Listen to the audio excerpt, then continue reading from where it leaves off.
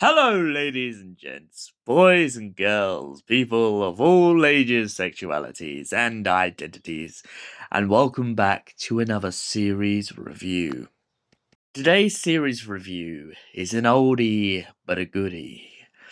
Today, different strokes to change the world. That's right, we're doing Diff'rent Strokes. Now, of course, there are a lot of seasons to Diff'rent Strokes. 8 seasons to be specific.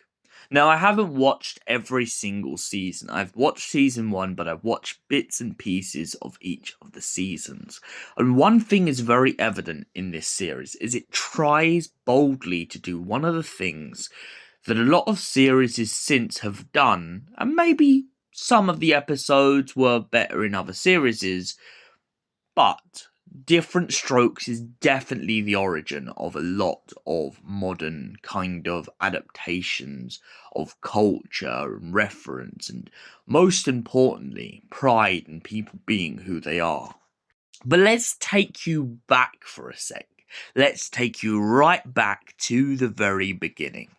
The pilot episode is the pinnacle of this entire series. We're introduced to two boys, one named Willis and one named Arnold, and they're both brothers and they both come from a black neighborhood in New York.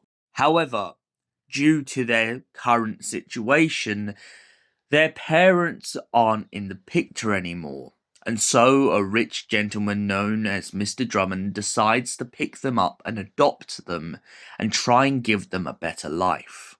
But Arnold is very stubborn. He doesn't want this new life. He feels too much like Mr. Drummin is just trying to buy him with money. However, Mr. Drummin in the pilot episode does absolutely everything he can to try and convince the boys that he's better than that he's modern thinking, he's open-minded, and most importantly, he's willing to try. He even introduces Arnold and Willis to his daughter Kimberley and his housemaid Edna Garret. Edna tries to convince Willis and the boys as well, along with Kimberley, that the house they are living in, the life they are about to lead, is not a life of luxury and wealth that will just obtain everything for them. It's a life that will ask them to work for it, and most importantly, ask them to be humble for what they receive.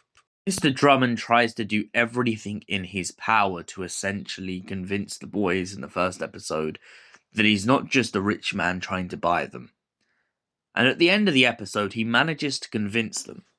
Along the way, though, there's a lot of struggles for Mr. Drummin. Not only because he lives in a neighbourhood where a lot of people of his colour are frowning upon him having two black sons, but also because a woman from the adoption agency, who is very racist, begins to start coming out with rhetoric about how she believes the two boys should have a black family, not a white father and sister. Mr. Drummin is adamant that the bigots will not keep him down, and he will fight tooth, nail, and claw if he has to, so that the boys get a good education, they get a good start in life, and most importantly, they can live in a world and have people around them who love them, no matter what. Throughout the series, Arnold begins to play some very funny jokes in the block. One of these jokes being chucking a water balloon over the balcony, and then pretending like he didn't do it. Edna Garret, who is supposed to be the housemaid, but in a way, kind of funnily enough, comes across as a mother figure to the kids, has a lot of laughs and puts Arnold in his place when she gets the opportunity. Kimberley, who's supposed to be their sister in the series, doesn't also just come across as a sister, but as a friend, someone understanding, and most importantly, as someone trying to keep an open mind to the ways of her brother's differences. After all, she does know that they came from Harlem, and she tries to accept this and embrace it, especially when she goes down there with Mr. Drummin. The whole neighborhood even tries to wind them up in an episode when they go down to Harlem to meet some of the relatives and friends of Arnold's parents, which they begin to joke and say that they were going to nick their wallet, but then point out to Mr. Drummin and everyone else not to judge a book by its cover. They point out that the fact that they have given the boys such a great start proves that they have moved beyond the social stereotypes that were going around at the time. Now, every character throughout this show has their ups and downs, their defeats and their victories. And I feel like what really shone to me about this show so much is how much it tries to do for its time. Diff'rent Strokes is not only a revolutionary show about moving forward and acceptance, but it's a show about seeing people in every nature, in every angle, in every different community. Only one thing that Diff'rent Strokes never, sadly, gets to do is Gary Coleman, who plays Arnold, never gets to really grow up at the end of the show. Everyone moves out of school, everyone goes off and does their piece. But sadly for Arnold, we're left with this kind of unkept sort of stage in which we wonder where his character goes next. Now, this could be because the season got canned and didn't continue, or maybe just because it came to an end as a whole and the writers didn't know what to do with him next. But we definitely get this kind of wilderness with Arnold. However, even though this happens from start to finish, this show definitely shows us the evolution of these characters.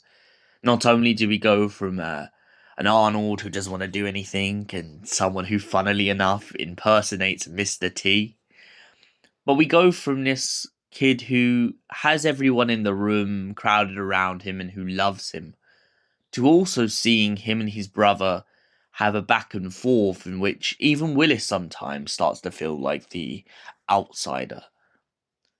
Mr. Drummin really starts to put that to bed a lot of the time, and I feel like that's what makes his character so strong.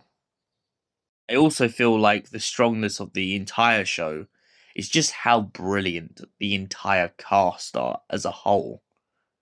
So, Diff'rent Strokes. What would I give it out of 10? As I said, it was very forward for its time. It definitely pushes the boundaries, and the only thing, though, I feel like I'm going to have to mark this show down just a tad little bit for is sometimes the racism sort of development becomes too common a story. Now, that's not necessarily a bad thing. We're talking about two kids here who are going to have to grow up and deal with the way the world is and the way that some people in the world perceive them, and most of all, the hatred and the bigotry that comes with that.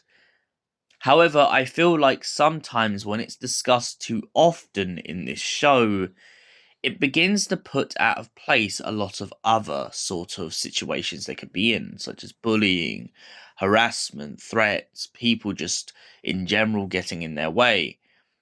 We seem to detract away from the fact that by them going into the upper class, really there should be more focus towards, well, their new money, and some other people would be old money. So maybe it's just me not watching the entire series, but those are just themes I haven't necessarily seen them key in on too much. But I do really love how Mrs. Garret and Kimberley and all of the cast portray this series, and for that reason, I'm going to give it a solid 8 out of 10. Thank you for watching, and we'll see you in the next series review. Until then, goodbye, and have a beautiful day, you beautiful people.